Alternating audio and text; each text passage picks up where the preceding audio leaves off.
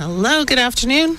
Hello, Naomi. How are you doing? Doing well. I need to say a thank you on behalf of the Boudreaux family for the beautiful gift for Rose for her birthday. Oh, excellent. She's a gem in the community, so we got to keep on remembering them as they age, and Yeah. they bring all their wisdom with them, and we got to extract as much as we can as kids, as We family, do. and use that to our advantage to make things better for everybody. So, let's see. I'm in Cranberry right now. How did the fishing go? It rained every day I except know. one afternoon, and but we still went, soaking wet and all. Uh-huh. And we got to get the fish because we promised the elders, and we're bringing back fish. Derek Danielson's actually going to fill it the rest of it this morning. We were out last night, and Don Roulette was covered up with a tarp because he forgot his rain jacket, and the rain was coming like crazy. I was soaking wet. My pants was soaking wet. Oh, no. So anyway, it was just, but it was worth every ounce of weather and wind and rain they threw at us, and we have a nice small freezer full for our elders, so I know it'll be calling us upon a return, and Derek Danielson usually delivers out the fish to the elders. They'll call and we'll drop them off and get their feed. And again, we're very proud to do our part to keep our tradition alive. And I was worried that I was going to get sick. As soon as I got back, I had a shower, hot shower, because I was just soaking wet and cold. It was, although it's summer, it's cold. Yeah. It is very, very, but they need the rain. It'll wash all the black. I seen the damage of the fire towards Flint's Lawn when you drive, and then going towards the Cranberry, it's called Cranberry 1, Cranberry 2 of the lakes. Mm-hmm. You can see the damage it hit, but it stopped, thank God. It didn't keep on damaging great mass amounts of forest. So still there's tons of fishermen out here from all over, from everywhere in the United States. You see a different license plates coming out here. Mm-hmm. And so it's good for Cranberry, I guess, in the context of its business. So this is a town I still worry about. Of course, Janice Yakachuk, our late chair, is still out here, and she always talks about the community and the vibrancy of the community, how strong it was. But everybody worries the town is dying, and just where we had a controversy trying to build our houses here, and they wouldn't let us. And so they let us build it in the bush areas, but they wouldn't let us build in the lake, which is not even from the lake, but I'm talking quite a massive distance from the lake. But at least you can see water, but they wouldn't let us build there. So even though it's empty and nobody uses it, so it was obviously an internal matter, a controversy that still exists. I went to a meeting on Tuesday because we did buy a house here in Cranberry, Mm-hmm. and we're looking potentially at buying that. And we still want to build here eventually. And I know, for example, when you talk to the citizens here and about what we're doing in the PAW, we're spending at least $14 million in the PAW right now. Mm-hmm. We're building a 55 senior plus homes, and we're also building affordable homes, a daycare center. And I can't tell you how proud the mayor and council are in the PAW. And I'm sure there would have been a lot of excitement here if they would allow us to start building some houses here for our senior citizens to have a place to live. Mm-hmm. But whatever, they had a referendum and the people voted against it. And most of the people, I think, and I'll be very frank, I don't care if they get upset with me, I think most of the people that voted against it are not from here. They moved in here to come live here and fish here and retire here. But I think the people that live here are the ones that wanted the houses because they're the ones that are going to be buried here in the graveyard. And they're not going anywhere. They're staying here. Mm-hmm. So it's unfortunate that happens sometimes when, I'm not criticizing everyone that comes from all over the place, but clearly they have a different view of what they believe the community should look like versus the ones that born and raised here and believe what the community should look like. Because you go downtown now, the center, which was vibrant at one time, there's nothing, there's all dead. Everything's dead.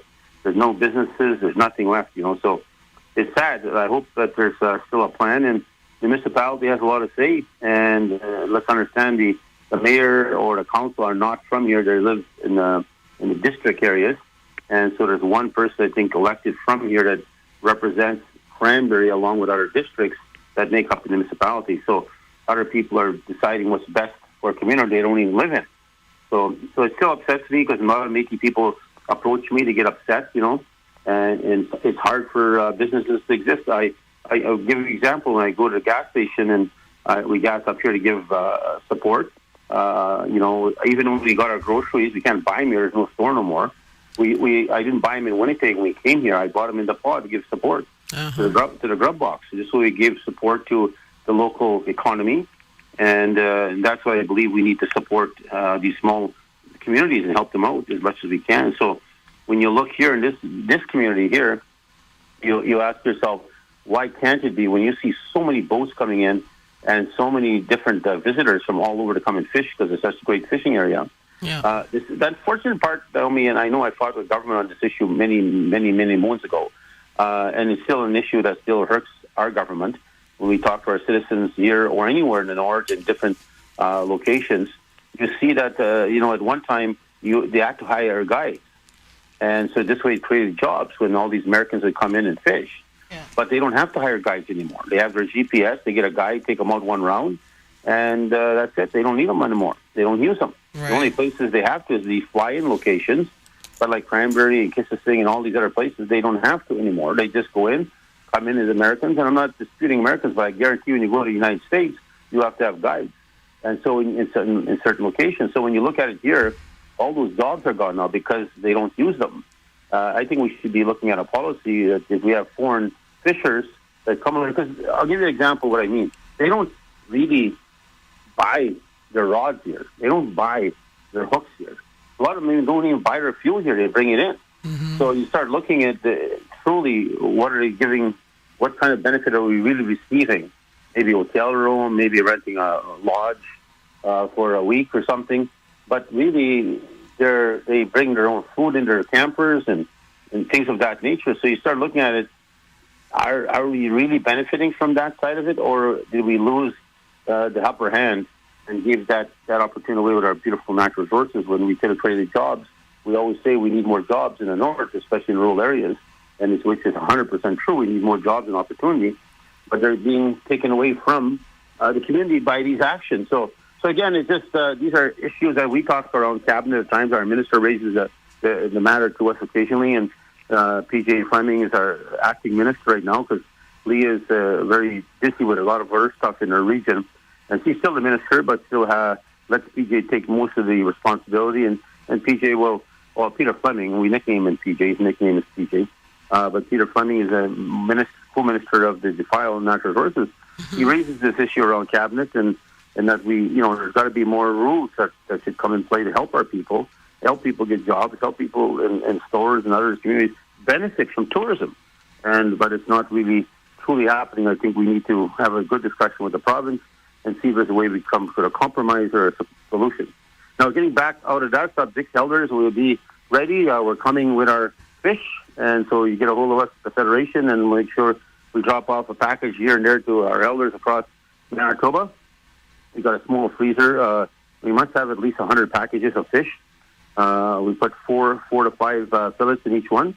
So there's at least 100 in there, I'm sure, or more. As I said, we went out every day in the rain, and I hope you enjoy your fish and you think about your president soaking wet out there getting fish for you. But to make fun of it, because it was getting really messy and ugly being out there all soaking wet all the time. Yeah. But we made a competition who catches the biggest pickerel and who catches the biggest jackfish. And Derek Don Roulette was winning all the way till yesterday. He lost yesterday, and by 1 inch. Derek actually caught a 26.5. And Don at 25 1/4 inch long. But we let them go at anything over 21 inches. We let go, and because they're pretty big fish, we let them go so they can continue to spawn in the lakes. Right. And I had the largest jack for a while. I was in a running yesterday, and then I was beaten by John. He beat me by about 4 inches. So again, but we made fun of our wetness and our coldness and made a competition. So, anyways, let me do some other congratulations here before I get to some business. Okay. I want to say congratulations to Hunter and Cass Chartrand on the safe arrival of their baby girl, Paisley. And Chartrand was born on June 3rd, 2004. Welcome, little one of the Red River Métis community. Of course, that's going to Jessica and Carl Chartrand's son and his partner, Cass Chartrand, their new baby, Paisley. So, there was a competition. I lost that too. You had to choose the date, the weight, the length. And I lost. I put my $20 in there. I tried. Anyways, but again, kudos to you, Hunter and Cass. To little Terry's girlfriend, that's Julie's family, Julie Pronto. Christian McNarland, who graduated with her ECE diploma with top honors, also coming from Minister Chartrand, and received the Governor General's Award, the highest GPA at ACC in Dauphin. She's the MMF Child Care Center. She works at the MMF Child Care Center in Dauphin, the Chief Children's Place. So kudos to you again, Christian McNarland, and received such an honor, Governor General's Award for the highest GPA in Dauphin. So way to go. Also, Ray, I saw Ray yesterday on TV, and I did apologize. I could not be there. This trip was planned for months and months and months. It's the only time I really can get out after this. I'm really every weekend, early and every day, somewhere meetings or somewhere working. So it's the only week I had to come out fishing, and I made a promise to the elders I'd have the fish for sure. And we're getting a lot of calls. We had an empty freezer. So we had to bring back some fish to fill that out until we come back in the fall again, hopefully in August, and get some more fish and prepare for the winter for elders. Again, Ray, superb job. I was just waiting for his note. He was coming with his high pitch, high sense of the song. I don't know what you call it in the music world, but you could see him revving up for that. He's going to let that voice rock and roll, man. So I was so proud of him. So way to go, Ray, and you deserve all the accolades. You're still my hero, and you're one of our legends, and you live on with us forever. And I was very, very proud to see. So I also saw his children there and a few others. Yeah. It was good to see, and his wife and others that were there.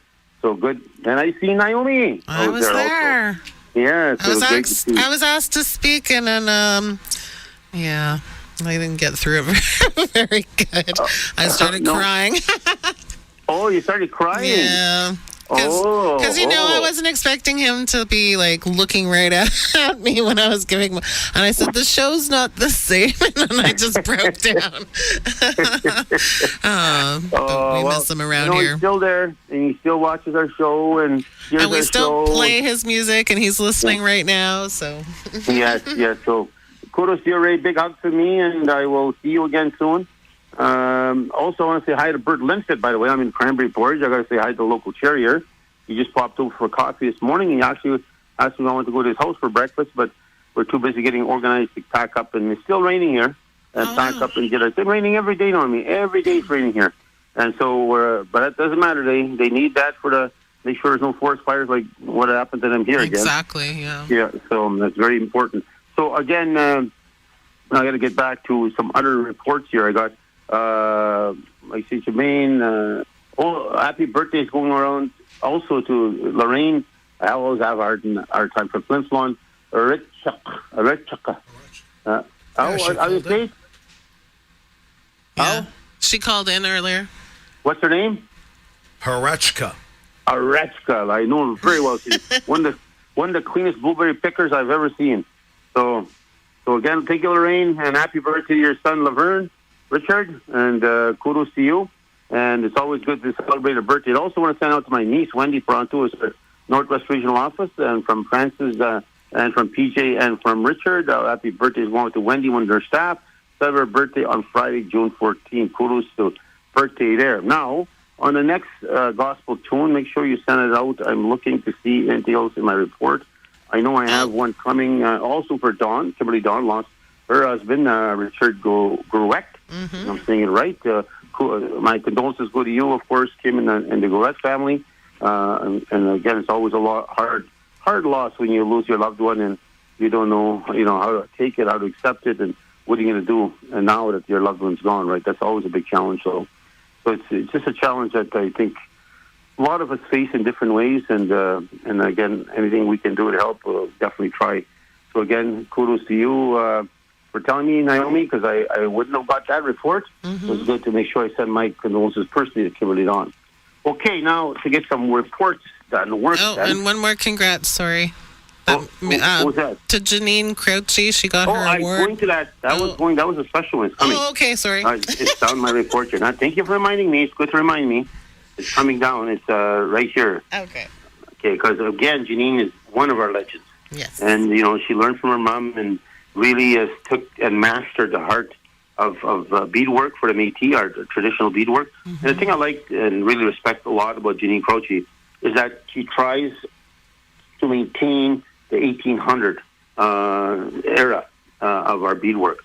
And that, because it tells a story. People don't, it's not just a bunch of colored beads and making it look bright and shiny and fancy. There's a story in there, and there's a meaning in there. So I really like that Janine is taking the time to teach so many different ones today that are really starting to shine, starting to really prosper, evolve, and develop through the guidance of Janine's mastermind, I'll call it, in the context of what she's been able to do. So I know she got the Manitoba Hearts Council Award and distinction. She was awarded $30,000.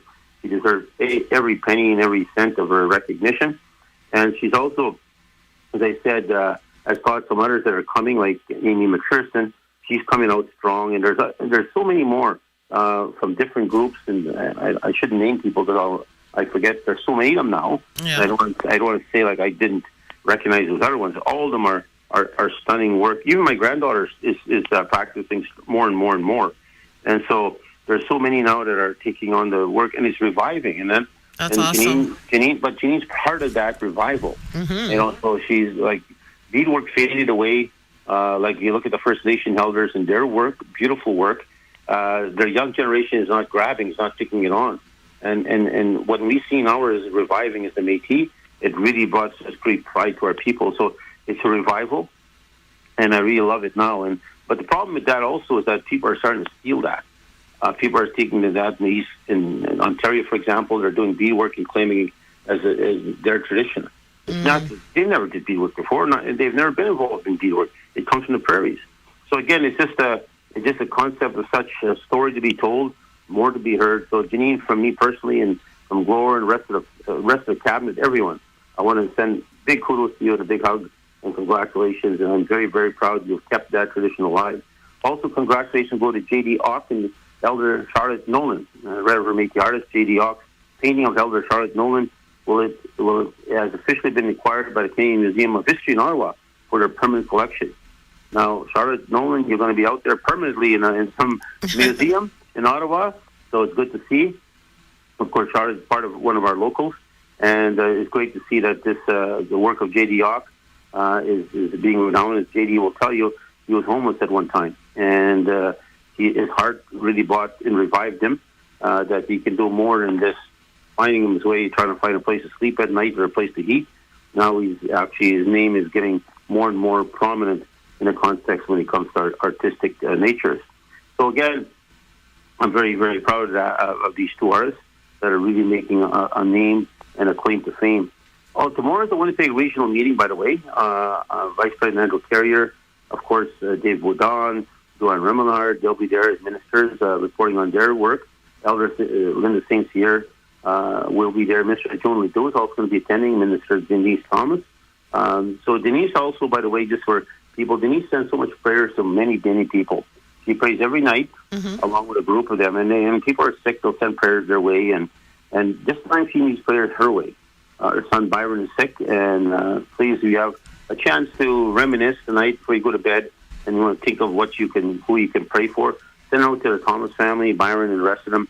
And hopefully that, the good Lord will continue to keep Byron with us, and that he'll get better, and that Denise can also have comfort in knowing that prayer will help her. So our Vice President Denise Thomas, who's been fighting for us for so long, she's a minister of 60 Scoop, engagement and conservation, land claims with us. She's been one of my right arms, the crusaders fighting for the Métis rights. But more importantly, what touches me all the time, she always tells me about her prayers at night to so many families and people across our homeland. And so now it's her time to get prayers. So you can send prayers to Denise Thomas and her son Byron, and hopefully the good Lord will treat them right. And again, only the good Lord decides when you're going to go. But if you're going to leave this world, there's no stopping it. But prayers can definitely give a lot of peace and a sense of calm and hope. So please send them their way. Also, local leader Debbie Koppel will be there, Sean Rakan, Albert Beck, and more. So it's going to be a packed meeting. And so I look forward to people saying I won't be there. I'm on my way to Ottawa. So I'm going to do some work on our behalf in Ottawa. So I can't be there for the regional meeting. But I have great faith in the regional vice president and the rest of the team who will be able to handle the affairs that happen there. But they've got a lot of updates, a lot of things happening, a lot of new jobs that were created, new buildings have been purchased, new economic action plans, new daycare centers.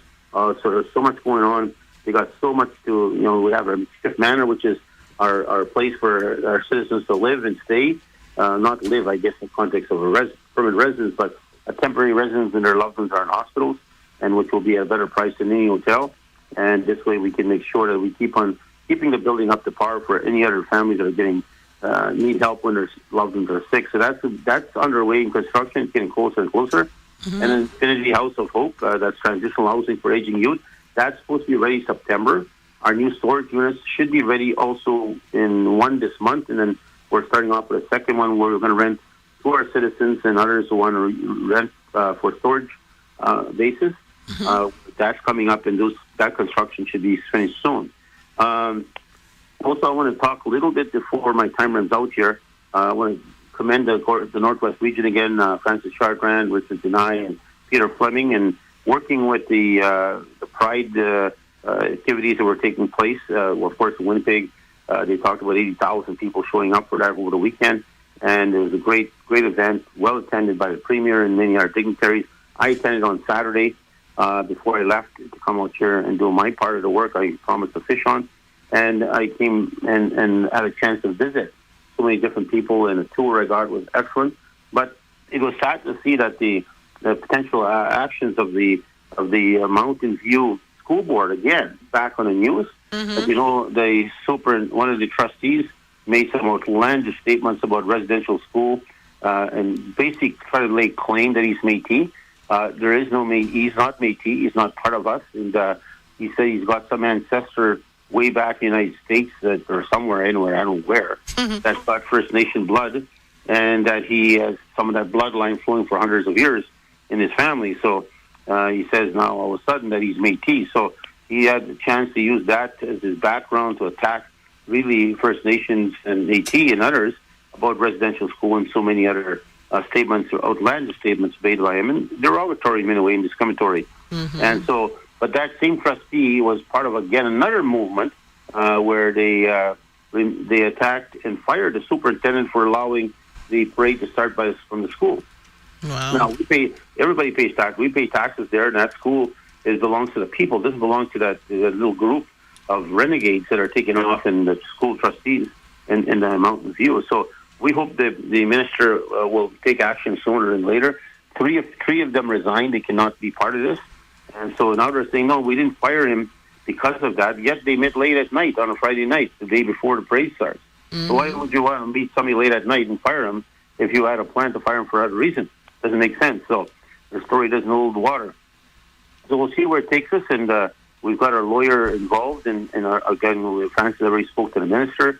And it's sad that, if we let this happen, we just let people do and discriminate on certain groups of people because they're weaker or a smaller group or the population is much, then clearly we know what has happened to us as Indigenous people. We're a minority. We've always been a minority. We're always pounded on and abused, and discriminatory actions always resonate with policies against us. And the same is happening here against the LGBTQ plus community. And because they're a smaller group, smaller population, the trustees believe they can just pick on somebody. So, and by doing so, they attacked the superintendent who was kind enough and smart enough to allow our tax dollars to come to work and allow us to use the school as a starting point of the parade. So again, that's something that we don't take lightly. And as I said, we will be supporting and taking action against this renegade group. And hopefully, I think they just should be dismantled. I think they should be removed completely. And a new board be put in place that really represents the people's views, not a certain tiny group or a group that generally is a little bit of a majority based on a religious background or views that they believe they can just impose upon you. So that's not going to happen, and we have to get our people out there to vote and put them on that board and make sure that it's a board that's there for all the people, not just a chosen few. Now, closing off, I want to thank Sean Nolt, of course, our minister responsible for veterans, who's actually leading a delegation. They're coming back, I think, today or tomorrow from Juno Beach. I got some nice pictures. Our minister, Richard Denai of Youth, did a national interview with CBC. So he was interviewed, and as a Reverend Métis being there, symbolizing our support and knowing full well the contributions we've made from World War I to World War II. We've been actively involved in helping out this country, even though this country has treated us somewhat, in many ways, in a very hostile way, and treating us with not kindness, but mostly with revenge or anger against us, and we paid a price for that. So, but we still went to war and fought for people we did not know. Many of ours did not come home, and Chennai is one of them, and that's from St. Lazare area. That's Mark is grandpa. He's buried out there. He died out there not long after. We have Delbert Chartrand, who got shot from Duck Bay, and there was quite a number from Duck Bay, Campbell, that area. And St. Eustache had the veterans that went overseas. And so you start looking at, I remember Delbert in Duck Bay had no arm because he lost his arm. He was shot in battle. And he tells us the story of how he survived and how he pulled a body over himself and stayed there until the Germans walked by. And but his arm was starting to rot because they didn't rescue him until, I think, a few days later, and they had to cut off his arm. So, but when you look at others that they're buried in those graves, and I thank Europe for being so meticulous in the graveyards and taking care. And I know our delegation that was there, we had a youth delegation, apparently did extremely well. Oh, they did. Yeah, they talked. Oh, you were there? No, I watched it on TV. Okay. Yeah, they did very well. And a fiddler from Falkirk, I always forget her name. Morgan Grace. What? How we say it? Morgan Grace. Morgan, yes. Mm-hmm. Morgan, yes. Thank you, Morgan, for representing the Métis and your fiddle talents. And, of course, your dad is very, very proud of you. And so are we. And, again, all the delegation that went there, they went to visit the graveyards. They went to ceremonies, again, expressing our gratitude to all the soldiers and all those that went and fought. So many died trying to help tyranny that was taking place, and so many people suffered because of that. So, and the world is still going through another phase of tyranny right now, and that's why we support so strongly the Ukrainian community. As you know, we have our students. In fact, there's 18 of them. They'll be graduating soon. They'll be doing their 18-month course, and they're from Ukraine. They're immigrants from Ukraine, and we hired them and got them trained through our child care centers. They'll be working in our daycare centers, and they'll be graduating very soon. Again, kudos to Minister Chartrand for her vision in getting that done.